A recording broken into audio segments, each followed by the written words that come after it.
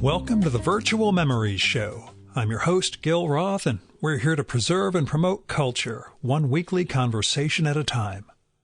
You can subscribe to the Virtual Memories Show through iTunes, Spotify, YouTube, Google Play, and a whole bunch of other venues.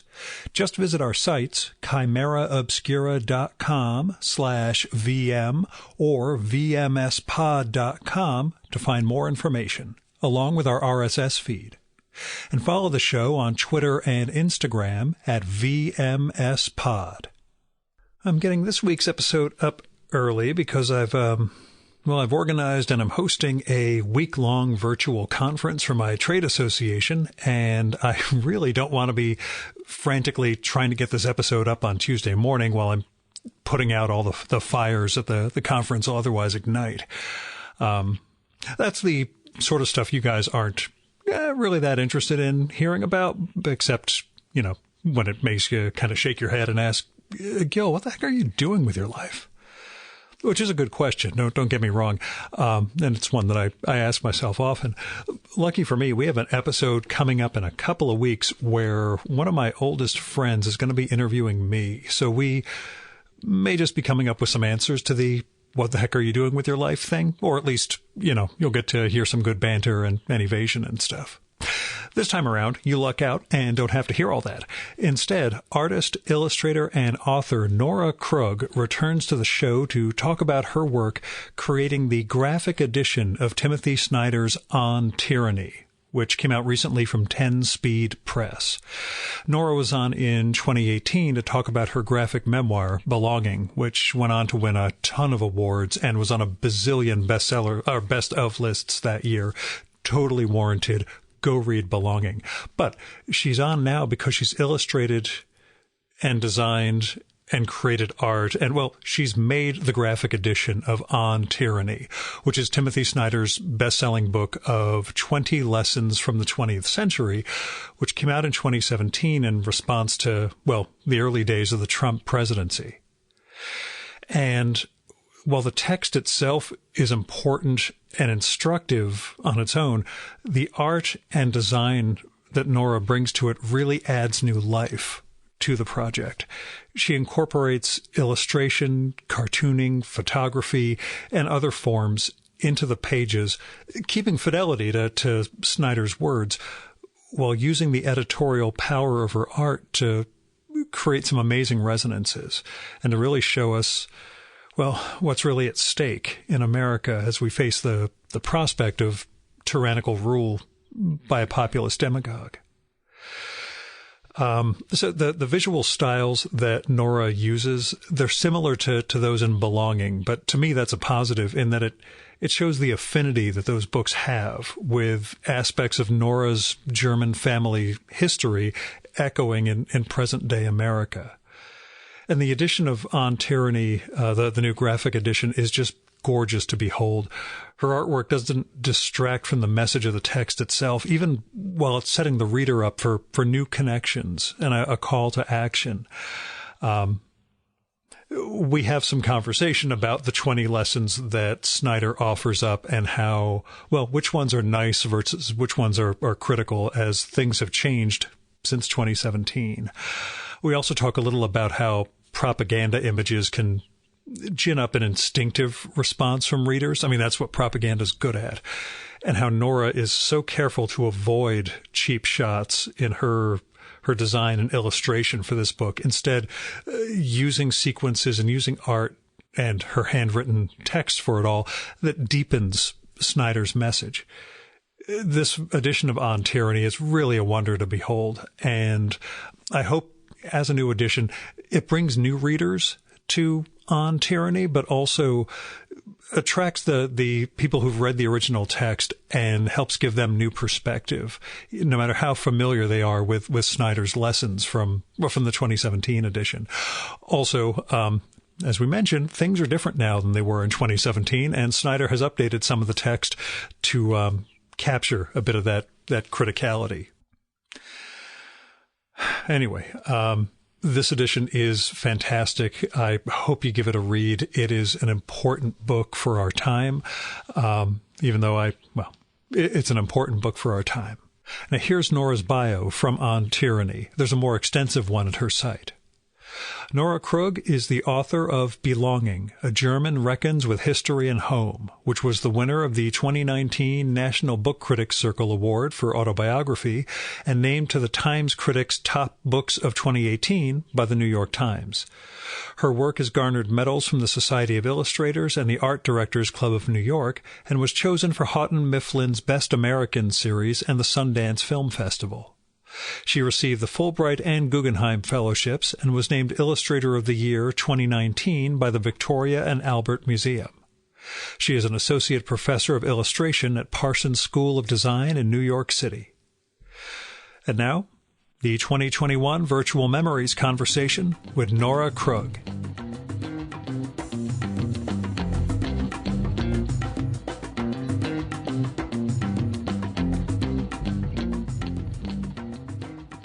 How did the project come about, adapting On Tyranny?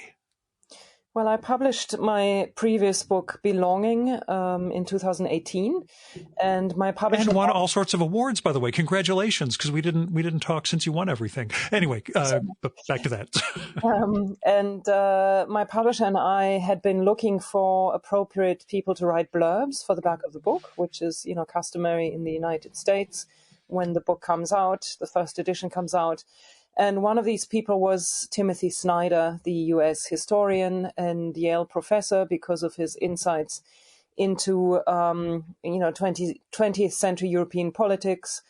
And so we asked him if he could write a blurb, and he agreed graciously. And then after my book came out, he contacted me and asked me if I would be interested in illustrating his book On Tyranny that had previously appeared in 2017.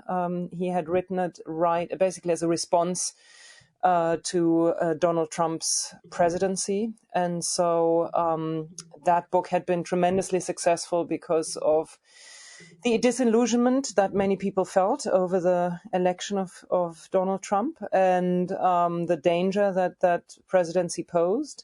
And so Timothy Snyder wanted to do a visual edition of the book and thought that my way of working and thinking about images would be appropriate based on, my previous book, Belonging. And had you been a reader of his work previously? I had. He had also sent me On Tyranny, and I'd always admired his work. And, it was a little bit intimidating because, he wasn't intimidating at all. He's a very, very kind and supportive person, but thinking about how I could use my craft basically to convey his ideas, and also working on a book that's not narrative in the same way that the other books that I've been illustrating so far had been. So there's no narrative curve in the book. It's a book that consists of 20 lessons, 20 chapters that mean to give us a sense of how we can detect early patterns that might eventually lead to dictatorship or tyrannical systems, and what we can do as citizens to detect those and to combat those, basically, in order to defend our democracy. I needed to think about how to apply this way of thinking that I'd used previously to a book that's non-narrative and that doesn't have an emotional curve, but is more a book about ideas, really. Yeah, how much of a challenge was that? And we'll go into some of the approaches you took, but, what was, I guess, the moment where you really defined what your role was going to be when it came to this project? I don't think there was a specific moment. Timothy told me from the beginning that he will be very supportive and open to what I'm going to do, because he wanted me to be the one to illustrate the book. So there was an early level of trust there from the beginning. And I just decided that I wanted to approach it the same way I did Belonging, which would be not to think of it as a book of text that has occasional images inserted into the text, but more as a visual experience, so that when you open the book, you are surrounded by images and hand-lettered text, and the text being a graphic part of the image. So I wanted the experience to be immersive. I didn't want to just illustrate individual moments of the book, but I wanted to be a visually immersive experience for the reader. And I just started creating the first pages and did what I thought was right. It was during the lockdown, and so I didn't really communicate much with anybody except my closest family, and I didn't ask anybody's advice about what I was doing. I just closed my door and did what I thought was right. And then when I had, 20 pages or so together, I sent it to the publisher and to Timothy, and there was basically no suggestions other than please continue. And that's really the greatest level of freedom any artist obviously can hope for. But it was also a little, nerve-wracking, given that I just did whatever I thought was right, and I didn't really consult anybody. But it also allowed me to retreat within myself and focus on something that I thought was worthwhile my time while, America was going through all these traumas of, the pandemic, the Trump presidency, the Black Lives Matter movement, and all the other stuff we were and are still dealing with. And so it felt very healthy in a way, focusing on this project. Did you get feedback from him later in the process at all? I did, of course, ask his advice. Now and again, I emailed him and I said, what exactly did you mean in this paragraph? Or there was one moment where I was talking to him about the appropriateness of using propaganda images. One segment of his text talks about anti-Muslim propaganda during the time of the so-called migrant crisis in Europe that, Europe is going through at the moment. And I wanted to show that this has been obviously something that's not new, that anti-Muslim sentiments have always existed in Europe throughout centuries. And there's also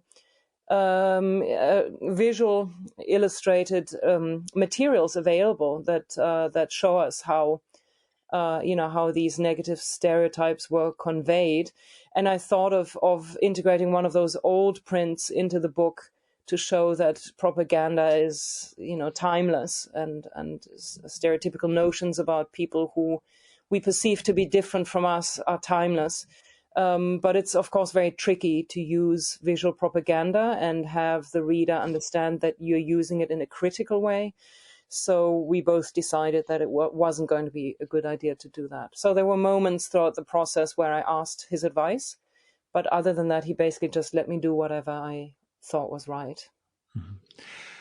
Do you see the book as you mentioned it being in a similar graphic vein to Belonging. Do you see it as a thematic companion? Yes, exactly. To your book?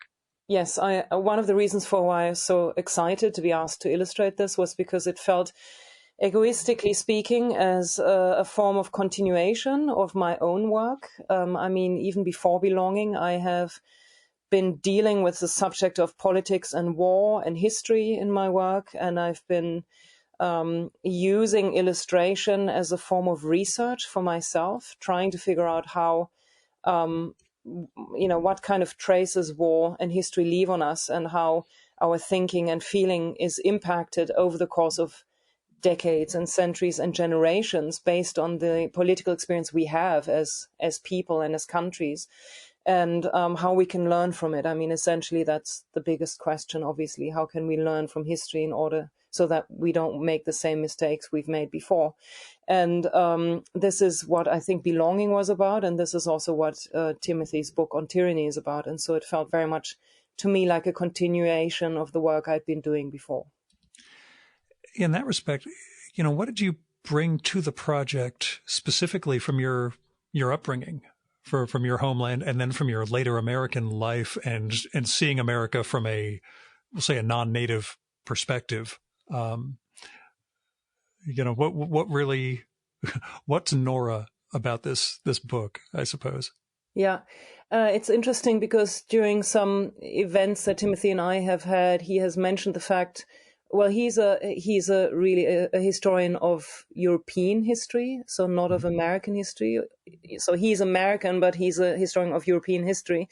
And that's also what most of the book focuses on. The book is about Donald Trump, but it draws parallels to other regimes that have existed in Europe in the 20th century, including the Nazi regime and Stalinism.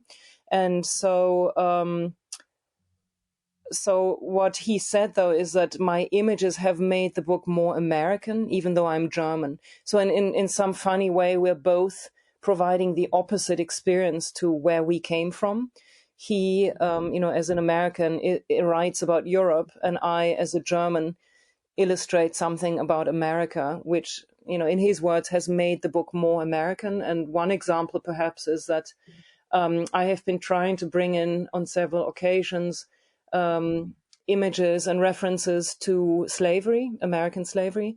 And so, in one moment in the book, Timothy Snyder writes about, quotes an abolitionist, and I decided to juxtapose this quote with a photograph from that was taken in the end of the 19th century in the South of two escaped slaves who are unidentified, so I don't know their names, facing the camera. And it was very important to me to bring in this reference because I wanted to underline the fact, which is kind of obvious, but that contemporary racism is directly linked to the history of slavery, and that in that sense, slavery or our experience of it is not over yet, and that we somehow don't even see that connection. And so that was also for me probably something that I might have not thought about to that degree if I had never left Germany. Having lived in the United States, obviously I've been thinking more about the experience of people who just have a completely different cultural or racial, in quotation marks, background. And so that was something that I think an impulse that I wouldn't have had I never left Germany. And at the same time, the book is also, I use several references of historic materials throughout the book that I collected at flea markets throughout Germany, which is something that I started when I researched my book Belonging. So I've been visiting flea markets across Germany to look for photographs and objects and graphic materials from the Third Reich. But I'm not interested in visual propaganda. I'm more interested in personal objects and photographs. So things that can say something about the personal experience of living through the Nazi regime as a German, because this is something I never had a chance to talk to my own grandparents about who lived through that time. And going to flea markets and collecting these items have helped me understand, have helped provide me a personal entry point or an emotional entry point into that experience. And so throughout the book, I've also been using images from my own personal collection from these photographs and objects that, whenever I felt they were relevant to Timothy's text.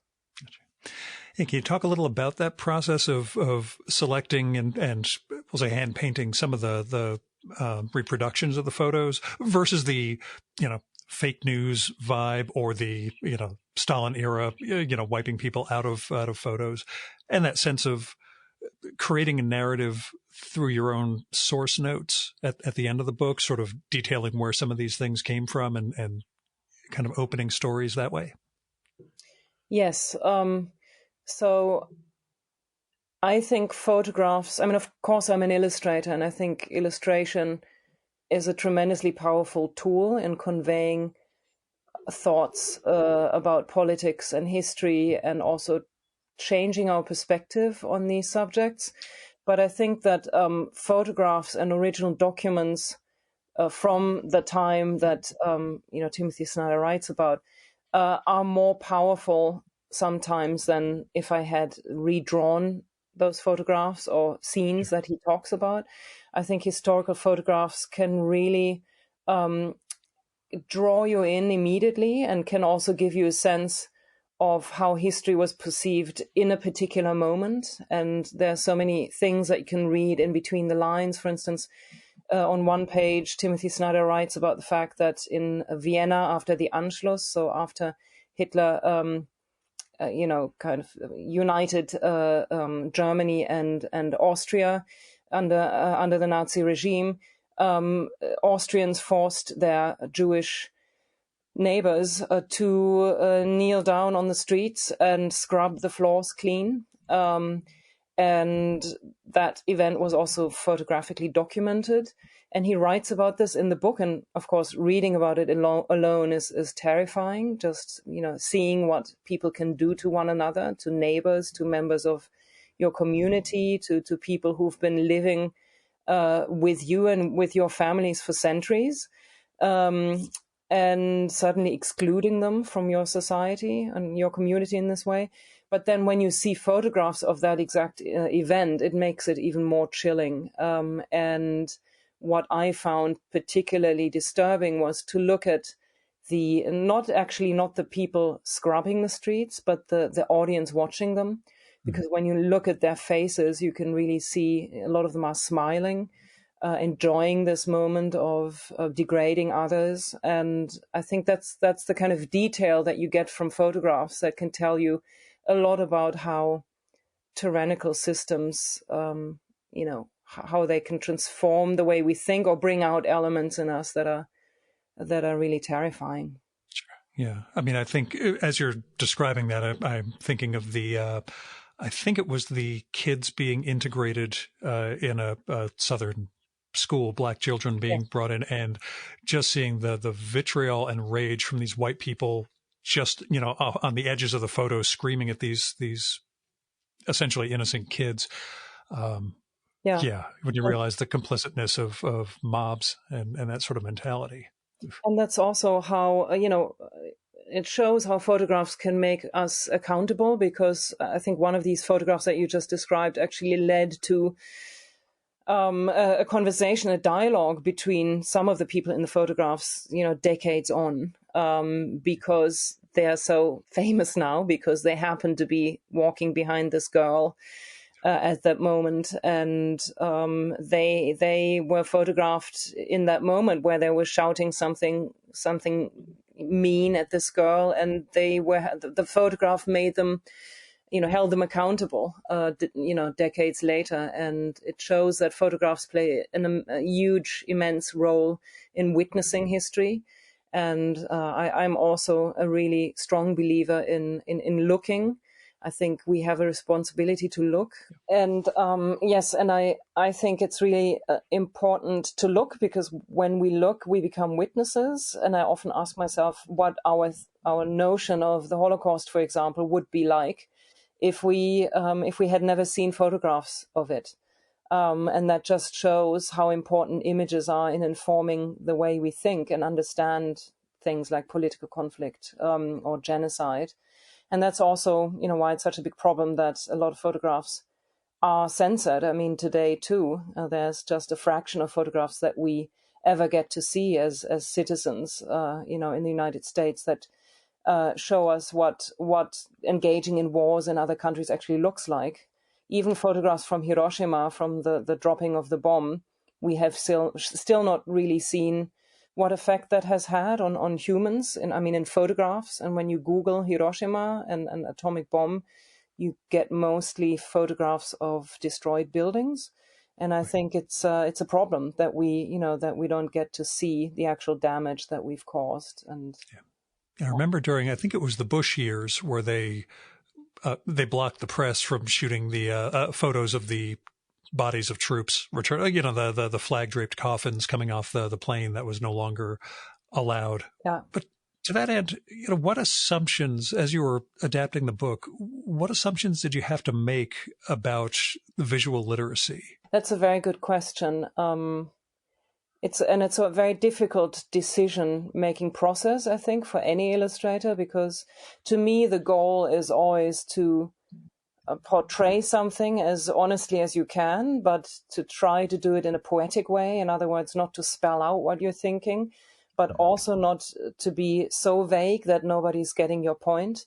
And that's a very difficult middle ground. When are you too explicit and when are you too vague? And so I had to assume that at least some of the readers are familiar with a certain visual vocabulary, that they can make connections, that they can understand an image in an already given context, because of course, as illustrators, whatever image we create is always going to be created in a particular context culturally, and in referencing a particular time, a particular cultural group. So it's whatever we create always has a context, and the assumption is that at least some of the audience understands that context. But of course, you never have any guarantee that they do.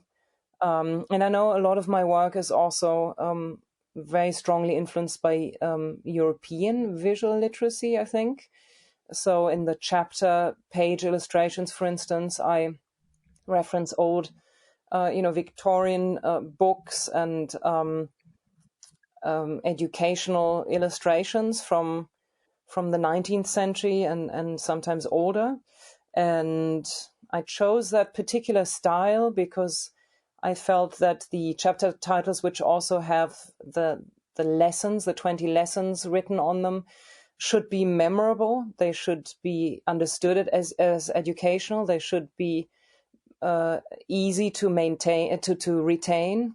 So I wanted to create images that did not translate what Timothy Snyder wrote one-to-one, but, find a conceptual or poetic angle, but at the same time be clear enough for any reader to remember visually so that the lesson could be remembered as well.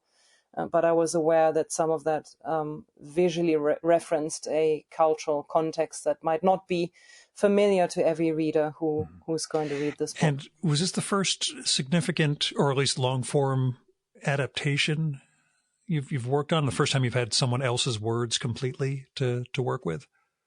Yes, I believe so. Is it a lot weirder than, if I just tweak this word here and there and then realizing I can't change the words, this is somebody else's? Yeah, I mean, sometimes I kind of forgot that it's not my book. Yeah. Because sometimes I worried that I hijacked it a little bit because I just took the text and did whatever I wanted to do with it. But I think that also shows how much I identify with the text. I mean, I really, truly identify with everything that he writes about. I believe in it. And as I mentioned before, it felt very, very important to me to do this because it felt like it was the only thing I could do to, in a way, go against this terrible political climate that all of us were experiencing in America in the last couple of years. And so it felt like I had a certain amount of responsibility to use. I mean, I'm not a politician. I'm not going to preach to people on the streets. Illustration is my job and writing too. And teaching, but so I felt a certain sense of responsibility that I needed to use this medium and engage in a project that could convey certain what I believe as truth, and that probably led to my identifying so deeply with this project. And yeah, I don't think I ever felt that I wish the text should be changed or there should be one sentence less. I thought of it more as a dialogue between him and myself and as a puzzle, as a visual puzzle. I had a certain amount of text available. I think his original book is 124 pages, but it's quite small. So what the publisher and I decided we would do is to make a bigger book that would also be 124 pages. And so I knew that I had 1 page available per page in the original book, and I needed to figure out, how to allow enough space for 1 page worth of text within my illustrations. And so I went through each page and thought about which, where I want to begin the page and where I want to end it. I mean, there is a certain editorial liberty in that, I suppose, because I was able to decide with what sentence I wanted to begin a page and with what sentence I wanted to end it. And that way you give certain sentences more weight than others.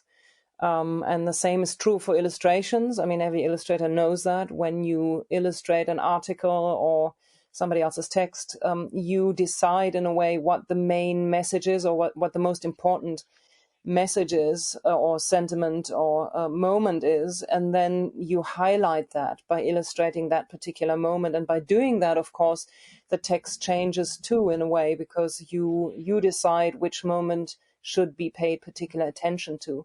And so there is a certain editorial collaborativeness about that process of illustrating too. Was there a lesson you were either really looking forward to adapting, or one you were absolutely dreading there were several lessons where I felt stuck because, I understood what Timothy was writing about, but I'm obviously not a historian. So especially when he wrote about Stalinism or the Soviet Union, this is an area that I don't know as much about as I should. And so I dreaded all those chapters about, Stalinism, but also Putin, contemporary Russia.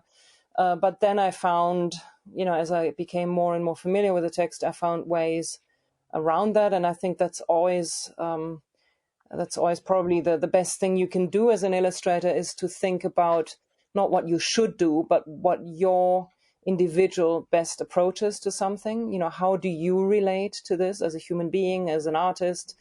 And what's the best solution for you in illustrating this or visually solving this puzzle, basically, and not thinking about, what do I need to know in order to, or, thinking that, oh God, I don't know enough about this subject. How could I ever be the right person to do this? It's more about how do I relate to the text and what can I do with it?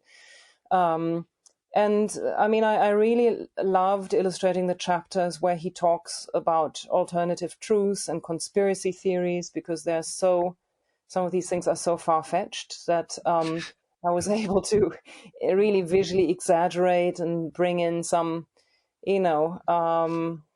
biblical or some mythical elements into this that, illustrating conspiracy theories that I obviously don't believe in, but that I don't know, sometimes secretly enjoy reading about, even though I know they're tremendously dangerous. But that was a pleasure to illustrate them.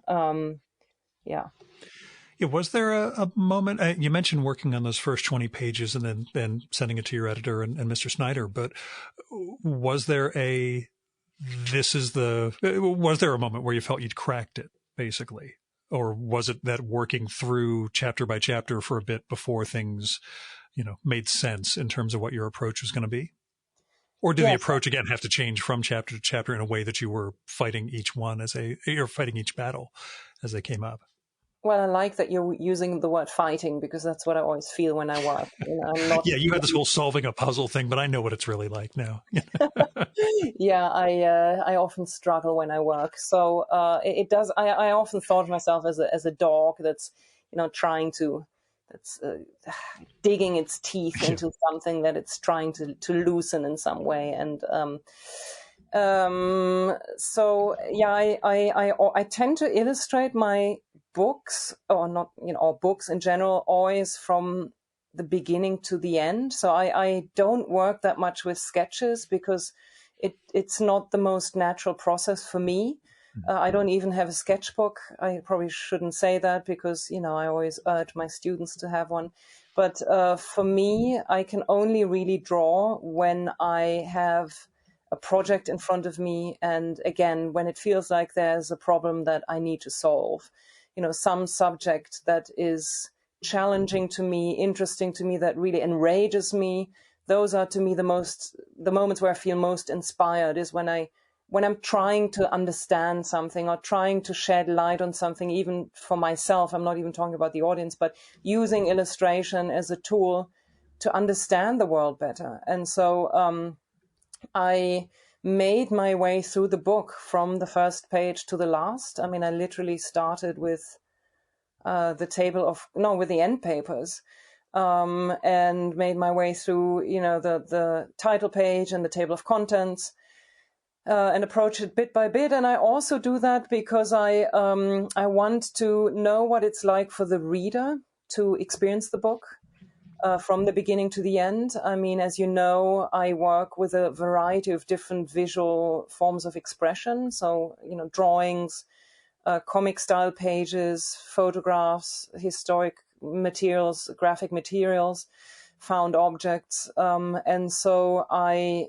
know that can be theoretically overwhelming to a reader. So it's important for me, as I illustrate, that I go with the reader, that I experience the book the same way the reader does. And so I usually start with the first chapter. And at the beginning, I think I felt a little bit timid, Again, it was probably out of respect to Timothy's work. I wanted to do justice to it, and maybe I was a little bit afraid of, overpowering it with my own visual sensibility. And so I think I was not as courageous as maybe later on in the book.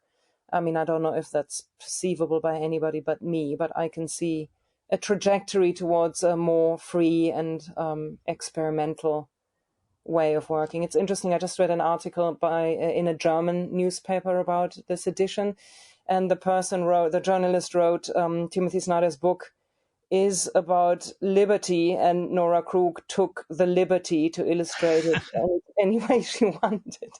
And I found that funny, and that's really what it felt like.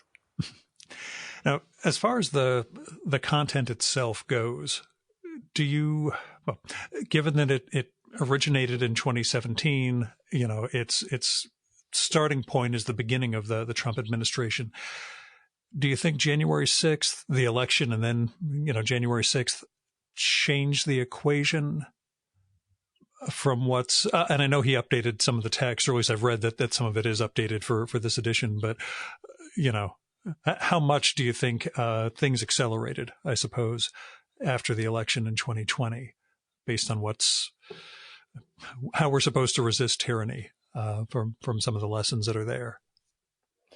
So the events on January 6th or following that day were deeply disturbing, not only to Americans, but to the whole world, and showed yet again how deeply divided this country is, but also the degree, the measure to which some people are willing to defend their own views using violence, which is obviously extremely dangerous, and also the slowness in response towards that violence was deeply disturbing to me. At the same time, this is something that Timothy Snyder had predicted from the beginning. He had said that Donald Trump will claim to remain president, that he will stage a coup d'etat if the election fails. I mean, he predicted all that. He also wrote in the book about the danger of paramilitaries. That is one chapter, and so it was very disturbing for me illustrating this book, because whatever he wrote about and whatever I was drawing reflected directly what was happening in live, basically, in my country, as I was drawing that exact same thing that he had predicted in his book. Now, you didn't feel responsible, did you? I'm just kidding. I apologize. You're bringing it into life. I mean, in some Borges sort of way, but yeah, it's that sense of urgency that almost supersedes some of the lessons that are there. And I know these are questions for him, not you. So I don't mean to but yeah, that sense of, yeah, okay, a lot of those suggestions you have are important, but things are in a drastically more dangerous situation now. Oh, you mean whether the book is as relevant given how much the country has changed? Yeah, I guess. Yeah. Yeah. Oh, which again is more for him and not you. But as far as your opinion goes, some of these things, we should be subscribing to more newspapers, things that are nice civic things to do versus you need to punch out Nazis, which is, a more drastic area we can talk about. I mean, the last chapter says, be as courageous as you can. And it says that sometimes we have to risk our lives for freedom. Mm-hmm. And I mean, that's very radical. I mean, I agree that there are lessons in the book that are more about being a good, citizen, defending your democracy, that highlight small things in which you can create change, which are also really important. He talks about the importance of eye contact and small talk, because that's what a democracy and a civil society is built upon. Once we respect each other and show each other that we do, we are less likely to harm each other. We're more likely to support each other through moments of crisis. Sure. So it's important to build that network. But at the same time, he does also talk about, risking your life if necessary. I mean, of course, yeah. I mean, maybe the book is, it was written initially with America as an audience in mind primarily, but it has been used in protests around the world and in countries that are built on very different political systems than we are. So I do think it can be applied to different times, different political systems or structures. I mean, I don't know, which lessons would work, for instance, in a situation like we have it now in Afghanistan. It's difficult to predict what you can do when democracy is basically completely over. I mean, I actually was in a conversation with a couple of retired generals recently, which is a weird thing for me, but they both had been involved in Afghanistan and Iraq, but their Afghan take was democracy was never a thing. Benign dictatorship was as hopeful as the U.S. could get. This is a total sidebar and off thing, but it was just hearing these guys who commanded there and actually dealt with this stuff saying, yeah, it was never going to become a comparable democracy to anything we have in the West. So, yeah, although, I mean, we could ask ourselves that too, do we really live in a democracy? And Timothy Snyder talks a lot about that too. When Donald Trump said, "Make America Great Again," he referred to a time allegedly that was entirely great for anybody, for every American. And that time never existed. America was never great, and it wasn't ever truly democratic because there are certain systems that need to be in place in a democracy that are not currently and have never been in place. And if people have to worry about not being able to afford education or childcare, they will not be free. They will not have the power to make decisions about the way they really want to live that people in other countries where they don't have that concern might have. Agreed. And so, I think we're working towards a democracy. I think that's the goal in America, but I'm not sure we truly are one either. Or we're working away from it, and depending on whose perspective. How has the book tour gone? The two of you have done a number of events together, and I think you're doing one this evening. In fact, have you been A, learning from each other, and B, do the questions do they revolve mainly around his content, your illustration, a mix? What's the tour been like? It's funny that you call it a tour because most of it has been online, but I guess touring online too. It's been very interesting, and I mean we've talked in the context of many different kinds of organizations, and I think depending on who we talk to, there's a different focus. So a couple of days ago, we spoke in a context that focused heavily on politics and peacemaking. And so obviously the conversation was much more on the content of Timothy Snyder's book. And we did also talk about the illustrations. But then at other times, I mean, we had a conversation at the opening of our exhibition at the Munich Documentary Center of National Socialism.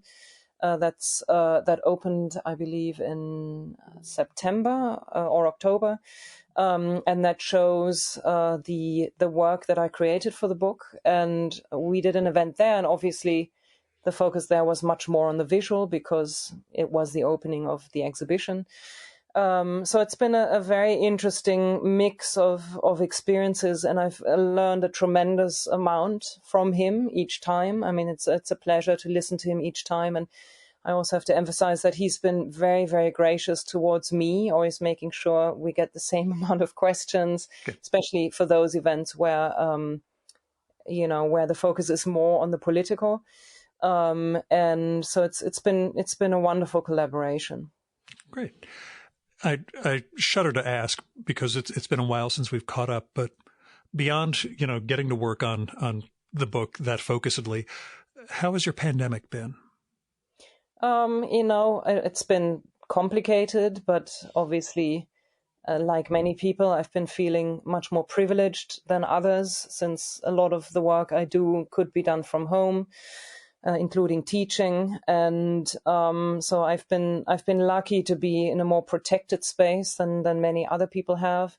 Obviously, it's been making me think more about how I should live. How should I change certain aspects of my life? So it's been a period of reflection. It's also been a very, very busy couple of years trying to accomplish certain things. through the pandemic, both work-wise and privately. But I've also, I think this inner reflection has probably, like for many people, been a central part to the last couple of years. Have you started in a new project yet? And you can tell me, Gil, don't ever ask me that because it'll jinx the entire thing.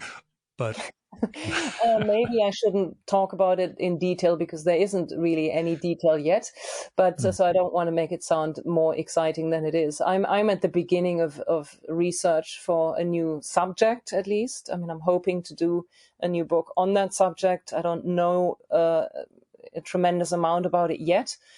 But yes, I'm embarking on a new project that will hopefully lead into another non-fiction visual memoir on the subject of war and politics, not necessarily the Second World War, but political conflict in general, because I think that's what I'm going to stick with for the rest of my life. Geez, well, it's good to have a plan. That's a lot better than most people have. I do have to ask, I guess, as an overarching question, I should have asked at the beginning, what did you learn about yourself as an artist through this project? Well, I don't know if I learned it. I mean, but I think I'm trying to convince myself that whenever there's a moment of crisis in my work, that I need to stay calm and carry on, and that I need to just be confident that I will eventually resolve things, and that I will find my own way of approaching a subject, even if I might not know at a given moment how to do that. But I would say I've learned more maybe as a human being working on this project than as an artist, because I'm, a lot of the things that Timothy writes about are things I hadn't really been actively pursuing, and still am not fully. So a lot of the lessons he provides basically are designed to make us, better citizens, to make us more supportive of each other, to the book is a call for action. And so now that I've illustrated the book, I better follow some of these. I feel like, I now have the responsibility to live according to the lessons of the book I illustrated. And so I'm trying to do that. So. Do you feel more optimistic about, I mean, we talked about moving toward democracy or away, depending on your perspective. Do you feel, I guess from a personal perspective and then what you see from your world, optimism, pessimism, hope for your child? I hope to feel realistic. I mean, I'm always trying to get the facts from the right places, from the right people. I'm trying to understand what's happening in the world, not only in America, but in the world as a whole. And I think that I on some days I feel pessimistic, on some I feel optimistic, depending on what's going on. I don't see one particular trajectory. I mean, I see a lot of things that we need to be careful about. I see a lot of, regimes or political tendencies that move towards the extreme right, both in the United States and in Germany and other European countries. So I think we need to be alarmed. And of course, the environmental prognosis is very gloomy too. But we also need to be hopeful too. And that's one of the things I so much appreciate about Timothy Snyder, is that he paints a pretty gloomy picture, but he's also always optimistic about it. Or I don't know if he himself would phrase it like that, but I always get a sense of agency. I mean, after all, I think it's the sense of agency that is the only way in which we can feel a sense of optimism. I mean, once you feel responsible and once you feel like you have to and can contribute to potential change, it makes you feel better. It makes you feel more hopeful. But whether that, actually leads to a more hopeful outcome, I don't know. And I guess last question. I don't know if you've gotten to travel in the interim before things got weird yet again, but place you really want to go once we're safely post-pandemic? It's nice that you always ask these questions that have nothing to do with the project necessarily. I like to talk about people and who they are in addition to their work, but you know that. And I always realize that I never think about these things, and then I don't know what to respond. And that's when I hit you with a work-related question. It just totally melts your brain. But anyway, go on. I mean, I feel a combination of going to places like that I've never been to, like Tibet, Korea. There are many places on the list that I'd love to experience. But at the same time, I also really want to return to the places I've missed. I think mostly that would be Europe. Germany is always on the list, obviously, but also Italy. Return to places. I think I've thought a lot about in the last couple of years, returning to the places that I love and that I've had wonderful moments and experiences and encounters at. And I guess that's part of this whole reflective process that I've been going through during the pandemic. Real last question. Will you sign my copy of the book? Yes, but where is it? I figure we have to get together at some point. God knows it's going to be risky enough coming into New York, but Yeah, I will definitely sign it. Thanks so much for coming on. I really appreciate it. Thank you so much for having me again. It was a pleasure.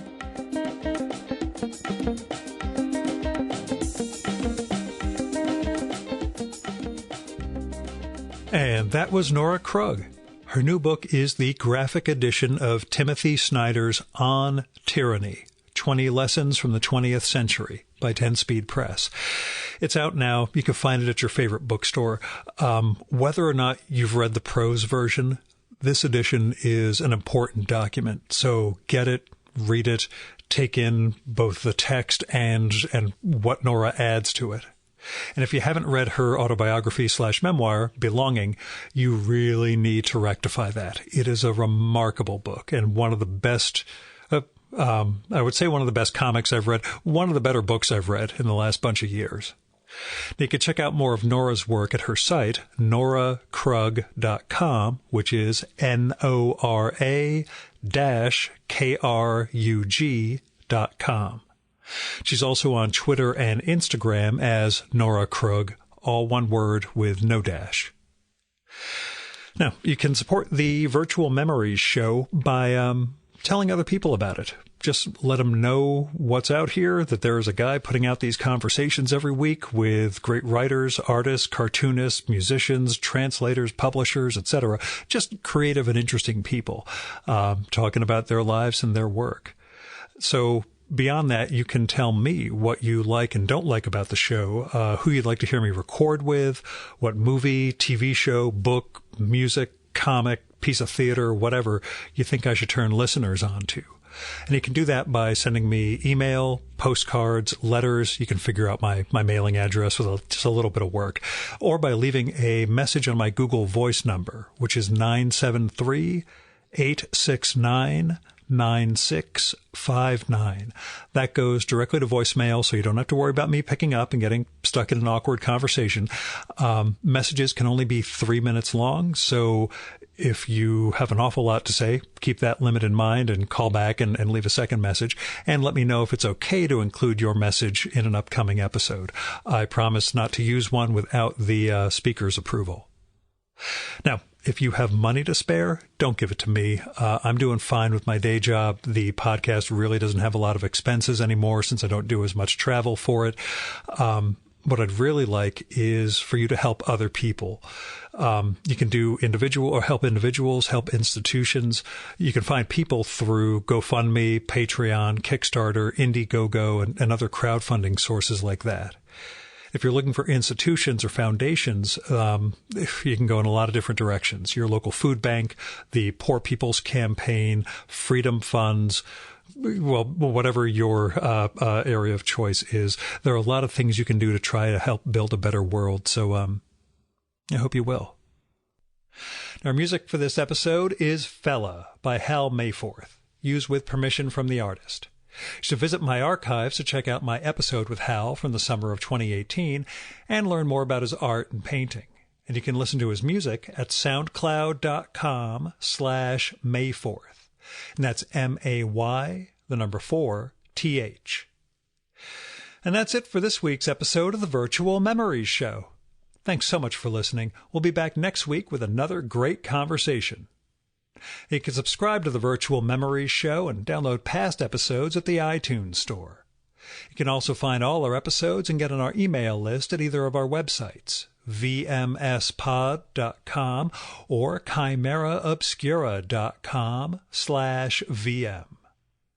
You can also follow the Virtual Memories Show on Twitter and Instagram at VMSPod, at virtualmemoriespodcast.tumblr.com, and on YouTube, Spotify, and TuneIn.com by searching for Virtual Memories Show. And if you like this podcast, please tell your pals, talk it up on social media, and go to iTunes, look up the Virtual Memories Show, and leave a rating and maybe a review for us. It all goes to helping us build a bigger audience. Now, you've been listening to the Virtual Memories Show. I'm your host, Gil Roth. Keep reading, keep making art, and keep the conversation going.